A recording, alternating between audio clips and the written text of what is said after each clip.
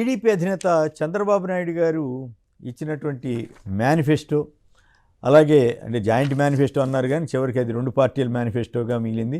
అంటుకోవడానికి కూడా ఒప్పుకొని బీజేపీ నేత సిద్ధార్థనాథ్ సింగ్ గారు చాలా అసహ్యంగా నో అని తోసివతలు పారేసినట్లుగా ఆ మేనిఫెస్టోని తోసేశారు. నాకు ఈ మొత్తం ఈ ఎపిసోడ్ చూస్తే నాకు ఏమర్థమవుతుందంటే, జగన్ గారు కూటమిని ఒక్కసారిగా క్లీన్ బౌల్డ్ చేశాడు. క్లీన్ బౌల్డ్ చేసేసరికి ఒక వికెట్ పడిపోయింది. అది ఎట్లా అంటే, ఆయన రోజు 2014 నాటి ఇవన్నీ ఉన్నాయి కదండి, చంద్రబాబు గారు, మోడీ గారు, పవన్ కళ్యాణ్ ముగ్గురుగా ఫోటోలు వేసి కింద చంద్రబాబు గారు సంతకం పెట్టి మా ముగ్గురి హామీలు అని చెప్పి తిరిగారు కదా, అవన్నీ చదివి వినిపిస్తున్నాడు. సో ఏమని, అయ్యా ఇది రుణమాఫీ చేశారా, నిరుద్యోగ భృతి ఇచ్చారా, అలాగే ఆడబిడ్డకు 25,000 ఇచ్చారా, ఇవన్నీ చూసేసరికి మొత్తం ఇవన్నీ ఫెయిల్యూర్స్ ఎవరి, చంద్రబాబు గారి. కానీ చంద్రబాబు గారి కానీ ఎవరెవరికి అంటింది, మోడీ గారికి, పవన్ కళ్యాణ్ గారికి. పవన్ కళ్యాణ్ అంటే పెద్ద మనం పట్టించుకోకర్లేదు, ఆయన అజ్ఞానం, ఆయన కథ, ఆయన కమామేషి వేరు. చంద్రబాబు గారి ఏమో మోసాలు, ఈయనేమో అజ్ఞానం. వీళ్ళిద్దరి సంగతి గుర్తించిందో ఏం పాడో బీజేపీ అగ్రనాయకత్వం. మోడీ గారి ఫోటో కూడా వేసుకునేవ్వలేదు ఎక్కడ, ఆ మేనిఫెస్టో మీద. అలాగే సిద్ధార్థనాథ్ సింగ్ అంటుకోలే. పురంధరేశ్వరి గారు కూడా రాలా, చివరికి ఆవిడ ఫోటో కూడా వేయలే. సో ఆవిడని కూడా వెళ్ళొద్దని ఉంటారు. బహుశా ఆవిడకి వెళ్తే బెటర్ ఏమో, తనకు అక్కడ ఉపయోగం ఉంటుందని అనుకుండొచ్చుగామో, ఉన్నారో లేదో తెలియదు కానీ, బట్ ఆవిడని అయితే ఖచ్చితంగా బీజేపీ నాయకత్వం వెళ్లకుండా చేసిందనేది అర్థమవుతోంది. దాని తోడు జీవీఎల్ నరసింహారావు ఒక ఆసక్తికరమైన వ్యాఖ్య చేశారు. జగన్ మేనిఫెస్టో కానీ జగన్కి విశ్వసనీయత ఉంది అనేది జనం అనుకుంటున్న మాటని ఆయన చెప్పారు. ఇక ఇక్కడ మనం 2-3 పాయింట్లు పోల్చి చూసుకుంటే ఖచ్చితంగా జగన్ గారు ఇదిగో నేను 2019లో ఇవి చెప్పాను, ఇవి చేశాను, ఇదిగో ఇప్పుడు 2024లో ఇట్లా చేస్తున్నాను, దీనికి అయ్యే ఖర్చు 70,000 కోట్లు అవుతుంది. కానీ చంద్రబాబు గారు చెప్పే హామీలు ఇవన్నీ కూడా లెక్కేసుకుంటే, లెక్కలతో సహా చెప్తున్నాడు ఆయన, 2,65,000 కోట్లు అవుతుంది. ఏది అపార్ట్ ఫ్రమ్ ఉద్యోగుల జీతాలు ఇవన్నీ కాకుండా. సో ఈ 70,000 కోట్ల రూపాయలు అదనంగా, ఈయనది 70,000 కోట్లు అవుతుంటే ఆయనది చంద్రబాబు గారిది 1,65,000 కోట్లు. అంటే దాదాపు 90,000 కోట్ల రూపాయలు అదనంగా ఇస్తానంటున్నాడు సంవత్సరానికి. ఎక్కడి నుంచి తెచ్చిస్తాడు, ఎట్లా సాధ్యం అవుద్ది? సంపద సృష్టిస్తారంట. సంపద అంటే ఏమిటి? రియల్ ఎస్టేట్ సంపద.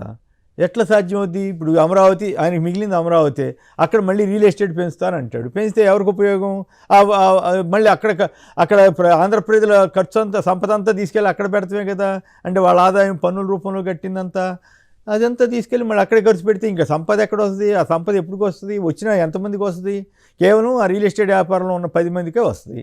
కానీ జగన్ గారు మొత్తం 31 లక్షల మందికి ఇళ్ల స్థలాలు ఇచ్చి వాళ్ళందరికీ సంపద సృష్టించాడు ఆయన.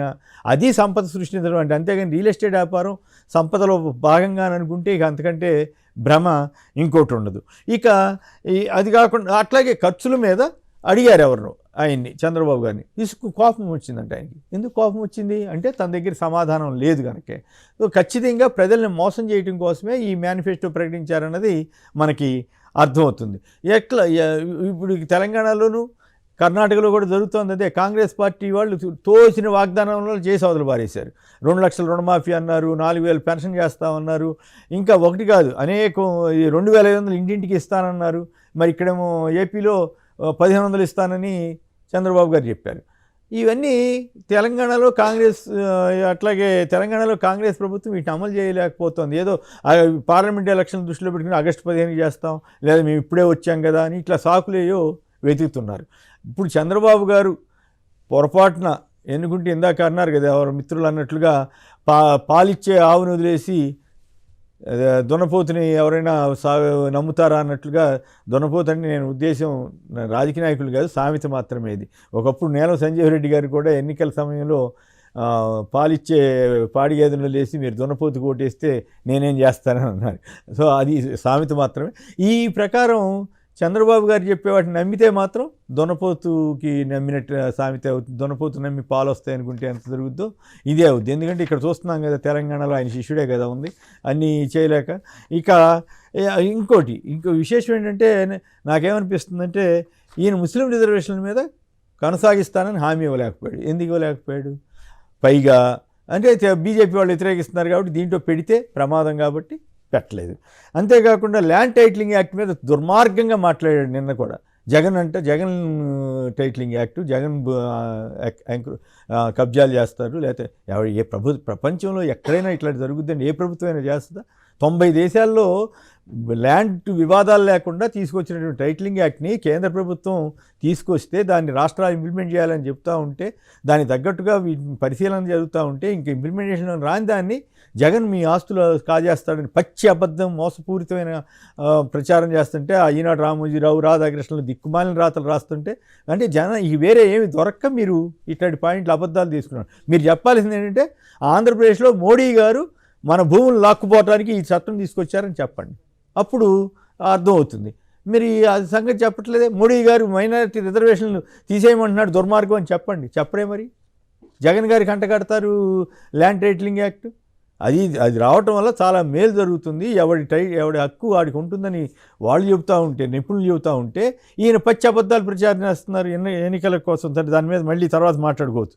ఇంక ఇంగ్లీష్ మీడియం ఉంటుందో ఉండదో చెప్పట్లేదు, మొత్తం రివ్యూ చేస్తా అంట. అంటే అంతర్జాతీయ స్టాండర్డ్ తీసుకొచ్చినటువంటి ఐబీ సిలబస్ని ఈయన రివ్యూ చేసి ఎత్తేస్తాడా?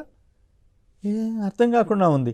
ఇవన్నీ చూస్తే ఏంటంటే ఇవేవి చేసే హామీలు కాదు, పెట్టే హామీలు కాదు, అన్నీ మోసపూరితంగానే ఉన్నాయి. ఆయన గనక ఈ 1,50,000 కోట్లు నేను ఈ రకంగా తీసుకొస్తాను అని చెప్తే, చివరికి ఏం చెప్పారంటే కియా వల్ల ఏదో 1,000 కోట్ల ఆదాయం వస్తుంది అని చెబుతున్నాడు. సంవత్సరానికి 1,000 కోట్ల ఆదాయం వస్తే 70,000 కోట్ల రూపాయల సంపదని సృష్టించినట్లా, 90,000 కోట్లు అదనంగా ఖర్చు పెడతానికి ఈయన సిద్ధమైనట్లా.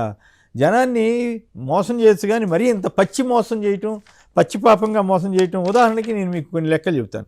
ప్రతి మహిళకి 1,500 ఇస్తా అన్నారండి. అది సుమారుగా 1,50,000 కోటిన్నర మంది ఉన్నారనుకుందాం. అంటే నెలకి 2,250 కోట్లు ఖర్చు అవుద్ది. అంటే సంవత్సరానికి ఎంత అవుద్దండి? సంవత్సరానికి దాదాపుగా 30,000 కోట్ల దాకా అవుతుంది. అలాగే 25,000 కోట్ల పైనే అవుతుంది కదా, పోనీ ఎంత తక్కువ వేసుకున్నా. నిరుద్యోగ వృత్తి ప్రతి నెల 3,000 రూపాయలు ఇస్తానంటున్నాడు. 20 లక్షల ఉద్యోగాలంట. మరి ఇన్నాళ్ళు ఎందుకు ఇవ్వలేకపోయాడు? ఆయన తీసుకొచ్చిన పరిశ్రమలు ఏమైపోయినాయి? అక్కడేమైనా కాకెత్తుకుపోయిందా? 14 ఏళ్ళు ముఖ్యమంత్రిగా ఉండి ఇప్పుడు చేస్తానంటాడు. అర్థమే కాదు. 600 కోట్లు ప్రతి నెల అవుతుందట నిరుద్యోగ వృత్తి. అంటే సంవత్సరానికి 7,200 కోట్లు. రైతులకి 20,000 ఇస్తానంటున్నాడు. జగన్ గారు 16,000 చేస్తారంటే ఈయన 20,000 అన్నాడు. సో 10,000 కోట్లు అవుద్ది సంవత్సరానికి. అలాగే బడికి వెళ్ళే ప్రతి విద్యార్థికి ఏడాదికి 15,000 జగన్ గారు ఇస్తే ఇప్పుడు ఇంకో 2,000 పెంచారు. దాన్ని ఈయన ఎంతమంది పిల్లలు ఉంటే అంతమందికి ఇస్తానంటున్నారు. పోని ఇద్దరికే అనుకుందాం, ఈ రోజుల్లో ఇద్దరే ఎక్కువ మంది చోటు. ఆ రకంగా తీసుకున్నా కూడా 15,000 తీసుకుంటేనే 7,500 కోట్లు ఖర్చు అవుతుంది సంవత్సరానికి. అంటే ఇద్దరు పిల్లలకంటే 15,000 కోట్లు ఖర్చు అవుతుంది. ఎట్లా తీసుకొస్తారు? ఎక్కడి తీసుకొచ్చిస్తారు? అసలు మరి ఈ గతంలో ఎందుకు ఇటువంటి స్కీములు నువ్వు తీసుకురాలేదు? మరి ఇప్పుడు ఆయన కష్టపడి అమలు చేస్తే నేను ఇంకా పెంచుతానని అబద్ధాలు ఎందుకు చెబుతున్నారు? వృద్ధాప్య పెన్షన్లకి ప్రతి నెల 4,000 రూపాయలు ఇస్తానంటున్నారు. ఓకే, 4,000కి 65 లక్షల మందికి ఇవ్వాలి. అంటే 2,600 కోట్ల రూపాయలు ప్రతి నెల అవుతుంది ఆ లెక్కన. మరి ఇవన్నీ లెక్కేస్తే నెలకి 13,500 కోట్ల రూపాయలు అన్నిటికి కలిపి కావాలి. మీకు వచ్చే ఆదాయం ఎంత? కేంద్ర ప్రభుత్వం నుంచి వచ్చే గ్రాంట్లు ఎంత?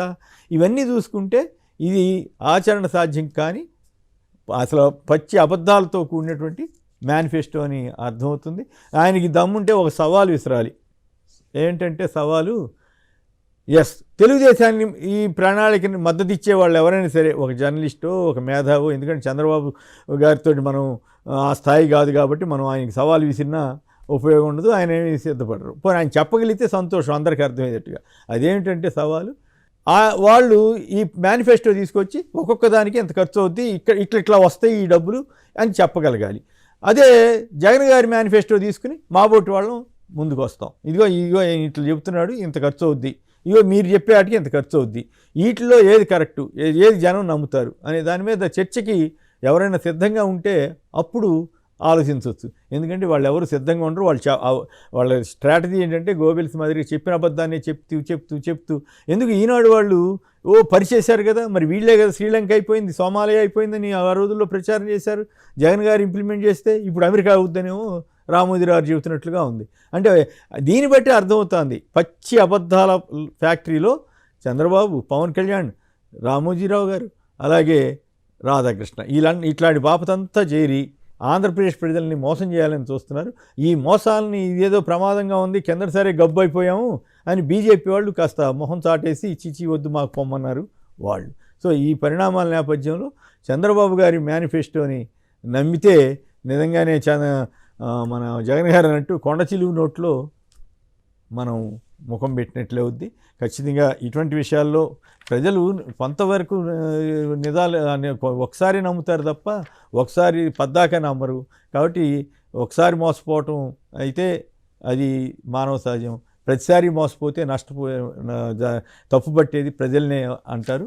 కాబట్టి ప్రజలు అప్రమత్తంగా ఉండి ఇలాంటి ఈ అబద్ధపు మేనిఫెస్టోని నమ్మొద్దని చెప్పాలి.